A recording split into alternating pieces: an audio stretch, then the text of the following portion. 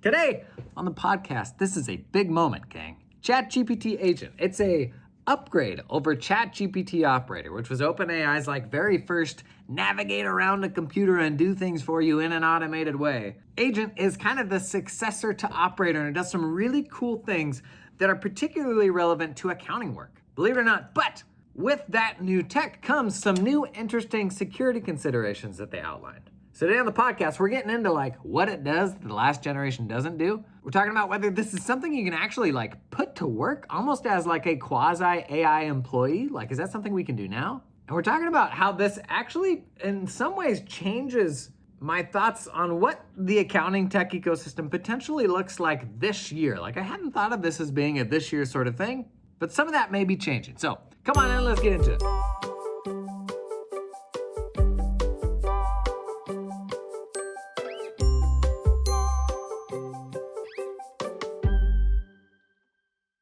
Okay, if you're new here, welcome to Jason on Firms. We talk about all things accounting firms, normally from a much nicer looking studio than we're at today. But hey, I'm out with the people. In fact, today I'm in Chicago at an AI summit, believe it or not. But got a big release at the end of last week. It's called ChatGPT Agent. Not very creative on the naming, but it's now available basically to any paid ChatGPT plan. Or I should say, to Plus users and to Team users.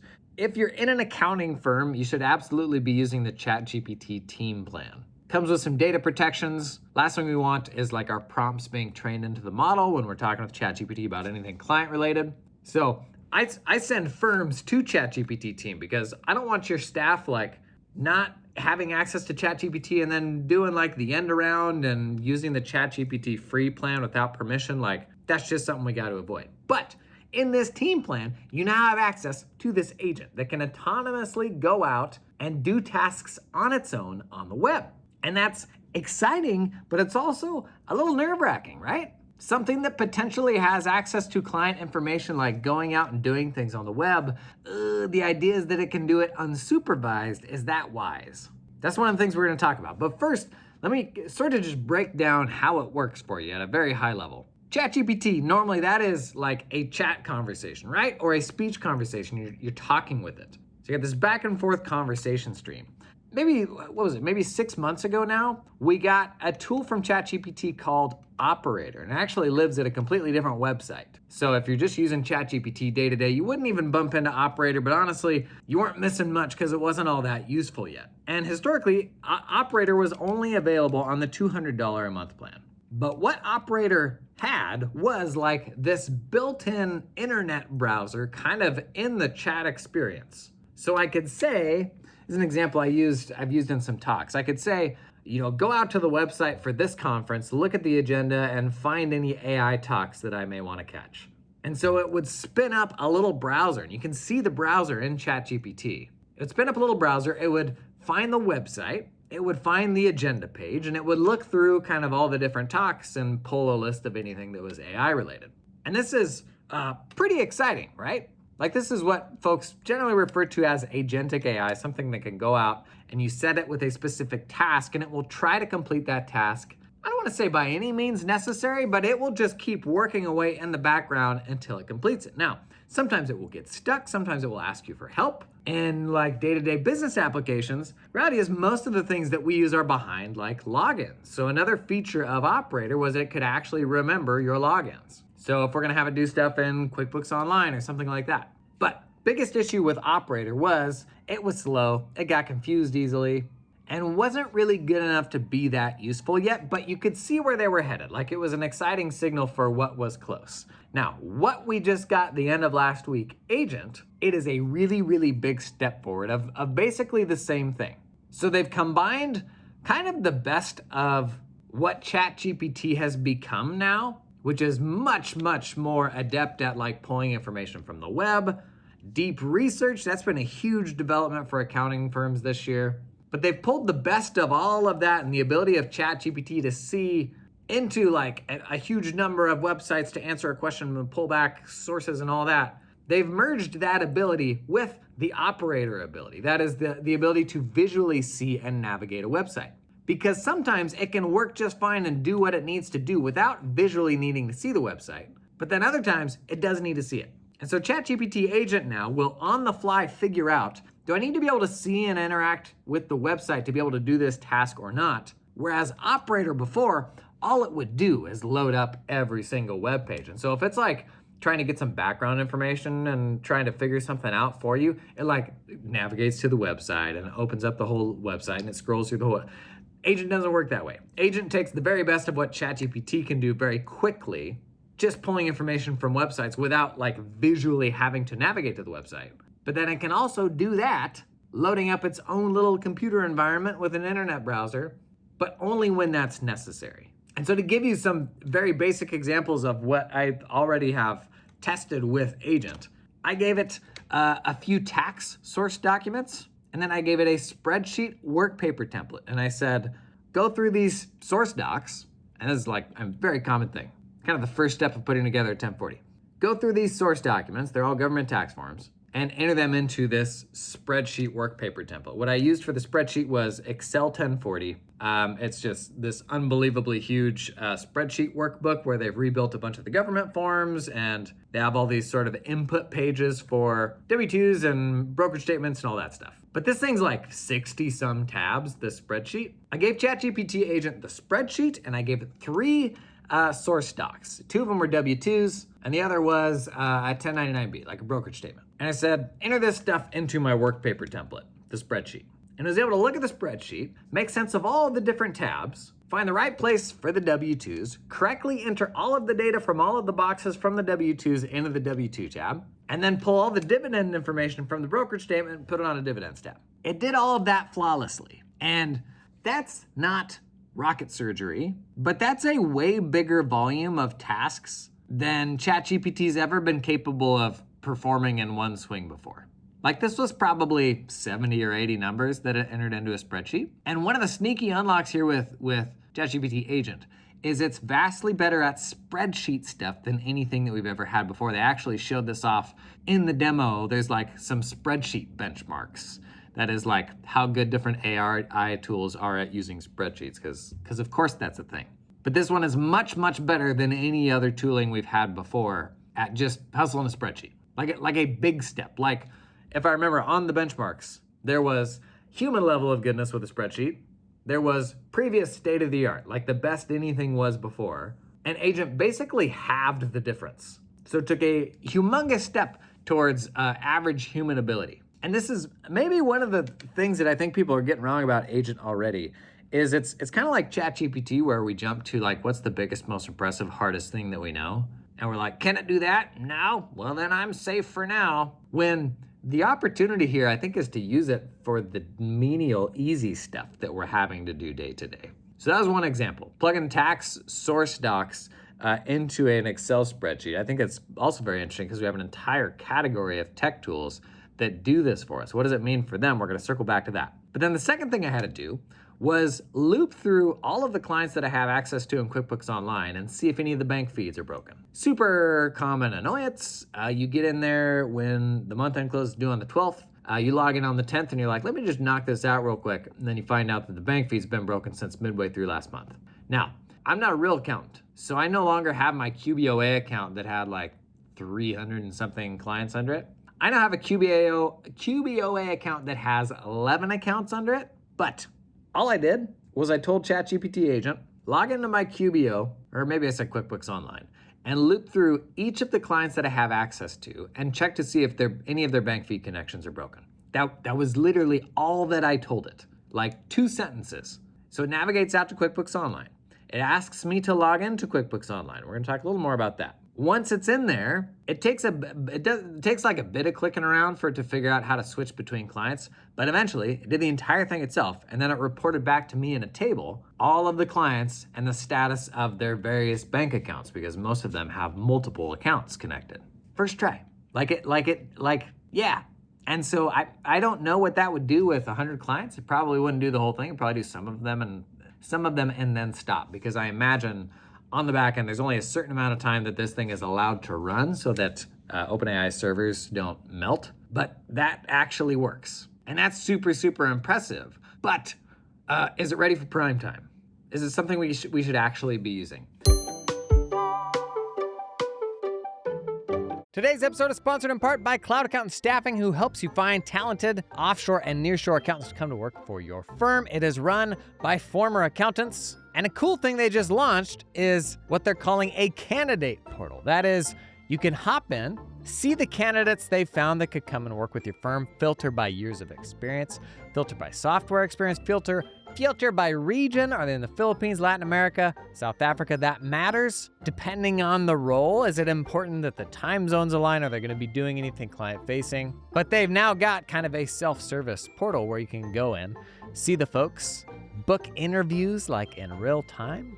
No like weird kind of recruiter gatekeeping, right? And like I mentioned, Cloud Accountant Staffing, the folks who put this company together and actually still run it to this day, they're former accounting firm owners. So they actually understand what you do and what it takes to like effectively integrate folks into your team. If you want to learn more about Cloud Accountant Staffing, check out the link down in the show notes. Today's episode is brought to you in part by Mercury, the fintech platform that over 200,000 companies trust for banking and running their finances. Because traditional banking websites, banking apps, what words are we allowed to use here? They're no good. They're very bad. You hop into Mercury, you're like, oh, okay, this is like what a modern SaaS platform for managing this stuff in my business ought to look like. Stuff like being able to invite clients to set up their own accounts, manage multi-user stuff, manage access. It's actually pretty fully featured, like invoicing, bill pay, card management, and all the stuff you need for like moving money around, wires, ACH, all that stuff. The before and after of working with a client with a modern platform like Mercury versus a traditional bank. I mean, if you're doing bookkeeping, it's a tremendous time saver, vastly simplifies the month-end close, but oftentimes we don't feel like we can be opinionated about what bank they use. It's actually a great example of when we talk about, in say, a 3-tier proposal. Letting someone just rock up with whatever bank they want to use, that's gonna cost them more money for me. And at a certain point, honestly, that may not even be an option. There is an easy solution for crusty old banks and the workflow issues that they create. I encourage you to check out Mercury. Like, you will hop in there and be like, okay, I get it. Okay, I can tell you that with confidence because it's what I use. Honest to goodness. HTG. You can even get up to $1,000 referral bonus per eligible client. Okay, disclaimer time. Mercury is a fintech company, not a bank. Terms apply for bonus eligibility. See show notes for details. Learn more about Mercury. Yeah, look down there. Check out the show notes. Sam Altman said something in the demo. Here's an exact quote. He said, "I would explain this to my own family as cutting edge and experimental, a chance to try the future, but not something I'd yet used for high stakes uses or with a lot of personal information until we have a chance to study and improve it in the wild." They're basically saying, this is pretty cool, but it's still very, very early. Use kind of at your own peril. And this isn't because they don't understand, how your prompts are affecting it or something like that. It's because if you give it your bank account number and you tell it to go and do something, they're saying, maybe keep an eye on it for now. Maybe don't just cut it loose with that stuff because it does have access to the web. And if it gets confused or puts it in the wrong place, that's something you should maybe pay attention to. And this kind of surprises me that they made this available on the team plan and the plus plan already. Previously, Operator was only available on the $200 a month Pro plan, but the Pro plan doesn't come with data protections. Like, it's more of an experimental plan almost, whereas the team plan is like the pleated khaki pants sort of business plan. But everybody on a team plan's got access to this now. It's why I want to get this episode out so that you could communicate to your team ways to use this and ways to not use this right now. And my takeaway right now is a few things. One, right now I'm going to monitor everything that it does. Like, I'm fascinated to test this and see what it can do and what it can't do. But right now, I'm not going to cut it loose, especially on anything high stakes, without actually keeping an eye on it. The reality is, like, we have access to enough sensitive information to where, like, we just have to be mindful of ensuring that thing's not going to crap the bed and not put that information somewhere where it shouldn't be, right? Now, maybe it's totally good enough right now and that's not even a problem. I don't know. Reality is, like, it is too early right now to know for sure. And so that's why I'm saying let's monitor it for now. Second, I still wouldn't trust it with login credentials for that same reason. And there's an easy workaround here because at any point as the agent is working, like, you can see its screen and you can take control of its environment, its browser. So it's literally spinning up its own little like desktop environment with a browser running in it. And at any point, you can take control of the browser and enter the credentials to log that in. And you get an alert that's like, oh, nothing you type in or you put in here is retained by OpenAI. So at any point, you can hop in and kind of get it past that step. So for example, when I did the QuickBooks Online thing, that's how I got it logged in so that I could do the rest of those steps.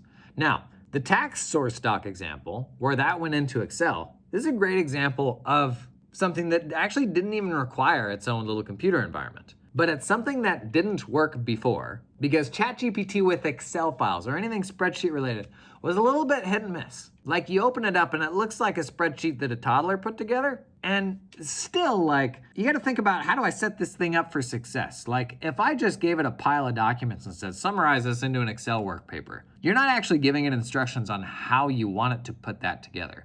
As opposed to what I did, which is, here's my work paper template. Take all the information from these docs, load it into my work paper template. I'm just asking it to move some data from a form into this other thing so that the formatting ultimately, like, that's not a big deal to me. I've already locked it down in my template, so I'm not asking it to take that task on.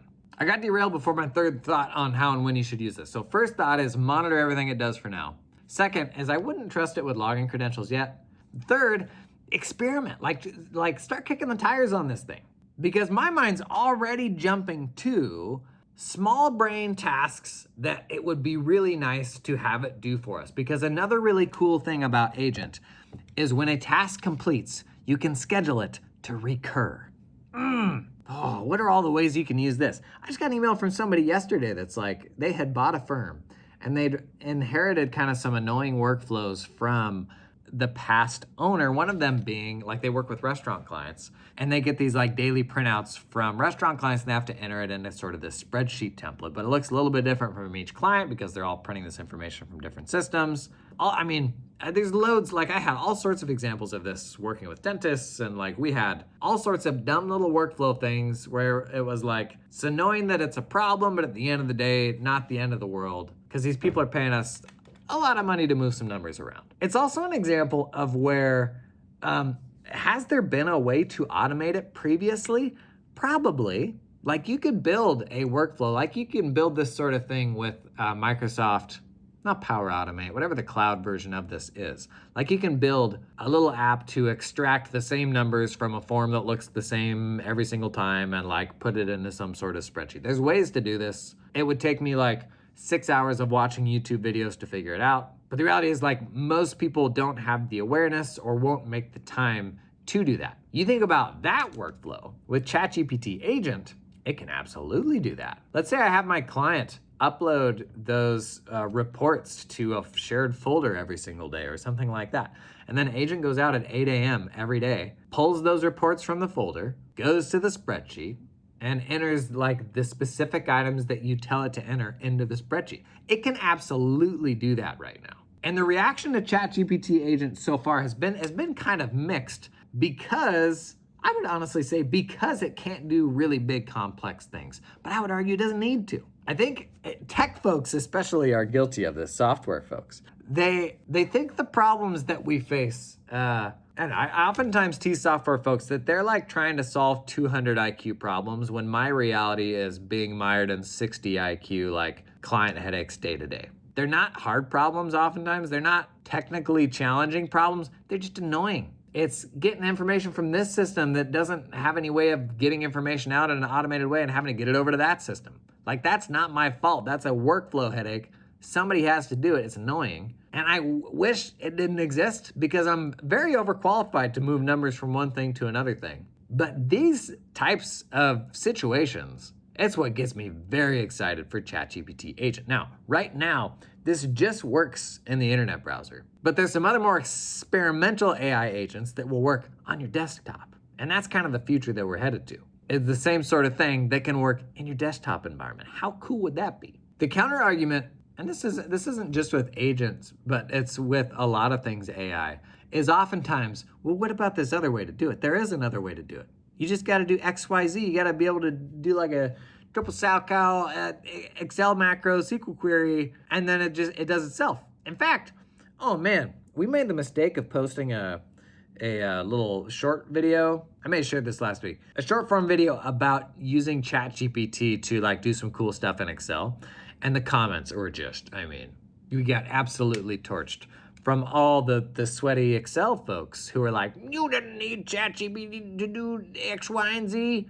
Because everybody always loves to one-up each other on like what's the Excel thing that they know how to do that the creator of this video must not have known how to do. And so all the comments are calling out like the most advanced Excel stuff that next to nobody knows how to do. Literally someone is like, well, you could have written a line of SQL to do this. It's like, what percentage of people know how to write SQL? And like, for those folks, my response is always like, ChatGPT is a tutor for all. Like, you know how to write SQL? This is gonna help you write even better SQL, like working with AI. But I think we're entering this era where it's like, you've got an AI agent that can do these things, and that it'll almost be like the lazy way to get that thing done. Like, sure, there's other like much more sweaty automated ways to probably do the same thing. And pour one out for the polar bears, because those servers are gonna be humming, like running everybody's AI agents. I say that 50% joking, 50% not joking. This episode is brought to you in part by MakersHub. Hot off the presses, we recently did a video on the main YouTube channel, if you've seen it yet. It's kind of like a masterclass for how to automate the accounts payable department.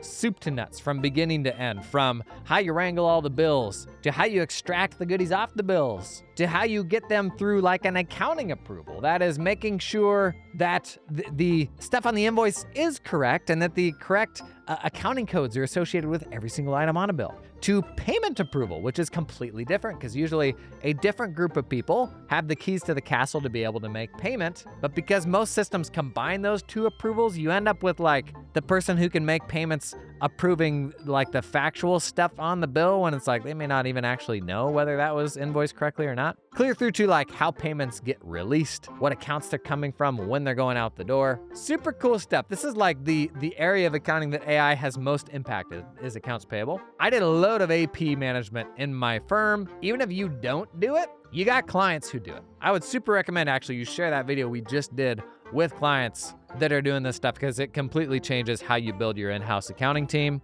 But for you as the firm, if you do this work, it's actually a big time opportunity right now. So get out there and do it. Learn more about MakersHub. Check out the link down in the show notes. This episode is brought to you in part by ClientHub. ClientHub, been one of my recommended practice management systems for a while, but they're doing some really cool stuff. One of the first PMs investing heavily in workflow. And if you have followed my Maslow's hierarchy pyramid food chart of the tech needs of your accounting firm, right now the workflow tools are getting super, super good, but it almost feels wasteful to buy it in addition to a practice management system. That's something ClientHub is working on. So they do all the practice management stuff that you want, from the dashboards to track your work, tasks that can be assigned to clients, a really good client portal, time tracking, CRM, email integration, all that stuff. But they've also got a really good QuickBooks and Xero integration for stuff like resolving uncategorized expenses, even uncategorized deposits, requesting receipts from clients, all like in the same client portal they already use. They're also doing some cool AI stuff, quote unquote magic books review,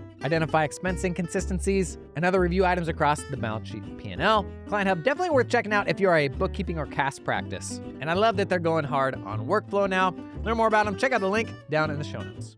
This has actually always been a thing, and it's called, I guess, an abstraction trade-off. And so an abstraction is like, you know, as an example, there was a time when you had to write code for like every little piece of metal inside a computer. Like you were writing machine code and instructing the computer on how to manage its memory and all these nitty-gritty, very detailed things.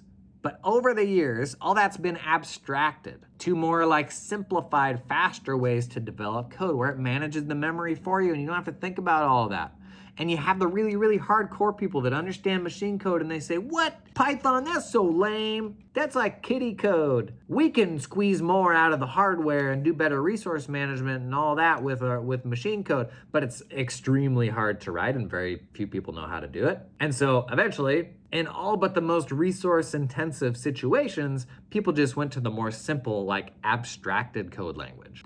AI agents are going to be a massive example of this, where there's going to be a bunch of ways to get a job done. But the default for people It's going to be going to an AI agent and saying, hey, every Monday, can you just go do X, Y, and Z? Because I can't be bothered. And you probably could have written a bit of custom code to do that, make a couple API calls. Maybe you could have used something like Zapier to do it. But people won't do that because ChatGPT Agent's gonna be so much easier. And so if we bring this conversation back to like the tech ecosystem, a lot of folks at the end of last year were super, super excited and bullish on AI agents. And I was like, I don't know that 2025 is the year where like everybody's using them and they kind of become this big mainstream thing. I said probably 2026. And that's probably still the case. I'd probably still say like for it to be a thing that almost every business user is using, I probably wouldn't say that's a thing until 26 or 27. But I will say what we've got right now with Agent is more than I thought we would have. And, if you look at just some really basic examples in the accounting firm's tech stack, let's say you're using a tool to automate your tax intake, and that tool doesn't integrate with your practice management system. And every time a project finishes, you have to manually move those files over to some other system. Maybe you have to set up a project or change the status of a project in your practice management system. That's absolutely a thing that ChatGPT Agent is good enough to do right now. You set up the recurring job where it's like, hey, every Monday, if something comes through here, pull it over into this system, find the client, pull those files over, change the tax return project status to, prepare or something like that. On the bookkeeping side, like we have even more fiddly examples of this because everybody's systems look a little bit different. And so us fetching files from the client and then putting them in a specific place. The pre-accounting process of what are all the client-specific things you got to grab and then put in some sort of file folder. Even down to fiddly little things with your practice management system where clients will upload files, but then it won't automatically put it into the folder that you want it in. So you've got this file upload inbox that somebody has to go through and manage. There's a lot of little things that I feel like ChatGPT Agent can already do for us. They're not big brain problems, they're small brain problems. But how often do we make tech buying decisions based on, the native integrations? It can pull this thing to that thing. And I still want that. I don't want to have the Band-Aid solution. But agents, the super fascinating thing right now to me is, obviously, this is the worst that they're ever gonna be. And we're so close to this tipping point that kind of just totally changes how we use tech, right? Once that thing is just good enough to do some of these tasks for us reliably, you better believe we're gonna jump out of the way. Think of the same things that you do in a month-end close in every client's QuickBooks file. What's step one? Look at your SOP of what are all the steps that we have to do to get this done. How many of those are simple little standalone things that an AI agent can do for you? Your review checklist, how you sign off on something being correct. I don't wanna get too excited here because it will let you down. And that's just how AI is. You'll think this ought to be a thing that it can do, and just for some reason it can't. And we're still gonna be dealing with a lot of that. And the more you try to throw at it in one task, getting it to go and enter 200 things, it's just not gonna do that. It's better suited for small, annoying, daily things. That's probably the use case I'm most excited about right now. But in terms of the overall paradigm of computing and how we use technology, let's just acknowledge being able to just tell a thing, go and do XYZ, and it figures out how to do it. You can instruct it on things to fix if it did it wrong, and then you can set it to recur. That genie's not going back in the bottle, and I don't know that we're thinking big enough yet about everything that impacts. In fact, I was talking recently with a founder of one of the leading practice management systems in our space, and they're talking about platforms cracking down on bots and automated tools on the platform. And I'm this was before ChatGPT Agent came out. And I'm man, I actually feel like we're very, very close to the day when there's more machines that use these platforms than humans. And think about that. As soon as ChatGPT Agent gets just good enough and everybody is using not one agent, but 100 agents at a time going off and doing your bidding. I think with ChatGPT Agent right now, you're limited to 3. Well, with Operator, you were limited to 3 operators that could run simultaneously. I don't know how many agents you can have running simultaneously. I know you can have it do 40 tasks a month for you right now, which is not very many. That'll definitely improve over time, obviously. But this software founder, they're talking about platforms cutting down on bots accessing those platforms. But if we become reliant upon AI agents, I'm just not gonna use a platform that won't let bots work on it, right? I mean, there's gonna be a big percentage of our work that starts being done by AI agents. And platforms are gonna have to decide, are we gonna be the agent-friendly platform? Are we gonna be the platform that doesn't let you do any of that stuff? And it feels like we're really, really close to the tipping point where the tools that we have today are hustled by our AI agents as much as they are by us, our users. You look at where agent is right now. Where could we be by next tax season? I mean, certainly by the following tax season. And so when you have general AI agents that are really, really useful, how does that erode what we ask the rest of our tools to do? What things do we then start using AI agents for that we maybe don't use our normal tool set for? I don't know. That's really tricky to get your head around. But I think this is the power in experimenting right now, is beginning to think about these things and ask these questions. The firms that are on the leading edge of this right now, I think there's actually a bunch of use cases that just became possible. What I'm grappling with a little bit is, can I trust it to run on its own? But if the answer to that is yes, we just talked about a firm with their restaurant clients where I think stuff like that is completely automatable with agents right now. I get very excited, not only about what this looks like, but the next generation of agents, the one after that, then it's man, throw out a lot of how we get our stuff done. Start thinking about, what are the common tasks that this whole team is doing that can be rolled up into an agent? What are the more valuable things that team can do? How do we upskill them to be using agents for kind of their very specific workflow headaches? And then how do you put that stuff on autopilot, right? So that it just runs itself. I would love to hear the luck or not luck, or luck or lack of luck that you're having with ChatGPT Agent, if you've had a chance to test it yet. Again, I wouldn't throw big, giant, meaty things at it. My mind goes to, what are the little annoyances that I gotta deal with that are not complex, but somebody's gotta do them? That stuff seems pretty suited for AI. That's what's got me excited. Speaking of AI, so I'm on the road today. Fun AI events. As you're hearing this, let's see, this comes out on Wednesday. Tomorrow, I'm in Atlanta, Georgia for a one-day AI conference. And then the next 2 weeks, I've got 4 more live events I'd love to see you. July 31st in Austin, Texas. These ones aren't AI events specifically, but you also can't really talk tech without talking AI right now. So July 31st in Austin. Next day, August 1st in Dallas. August 7th in Minneapolis, and August 8th in Boston. These are free events, people. Come out and hang, bring your team. I've met a ton of you in the last couple of months at live events, and it's been super, super fun. Come hang out, geek out. Make some friends. That's the other cool thing with these events, is you meet some local people. Almost everyone leaves with a new friend that lives across town that they hadn't met before. So would love to see you there. Thanks for coming and hanging today. I'll see you in the next one.